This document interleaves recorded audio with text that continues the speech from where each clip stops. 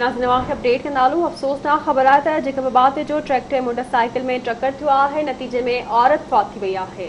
बिल्कुल नाज़रीन अफ़सोसनाक ख़बर अवां ताईं पहुचाई पिया। फौती औरत जी सुञाणप मूरा पवर तौर थी आहे जॾहिं त पुलिस ट्रैक्टर खे तहवील में वठी ड्राइवर खे गिरफ़्तार करे वरितो आहे। आगाह कयूं अवां खे जेका बाबा वेझो ट्रैक्टर ऐं मोटरसाइकिल में टक्कर थियो आहे नतीजे में औरत फौती वई आहे। फौती औरत जी सुञाणप मूरा पवर तौर थी आहे। तफ़सील मालूम कंदासीं नवाज़ सोलंगी खां। जी नवाज़, हादसे बाबति अपडेट कजो। जी बिल्कुल जैकाबाद भरसा सिविल लाइन थाने जे शिकारपुर नाको उते हादसो थियो आहे ट्रैक्टर ऐं मोटरसाइकिल विच में जंहिंमें 6 ॼणनि जी माउ उनजी छिबाड़ा उनखे नालो मीरा उहा फौत थी वई आहे। जॾहिं तूं सां गॾु पुटु जेको हुयो स्कूटर हलाए पियो उहो मौज़ूना तौरु बची वियो आहे, हुनखे का रहड़ बि न आई आहे। पुलिस त वाक़े खां पोइ लाश पोस्टमार्टम लाइ सिविल अस्पताल आंदो आहे।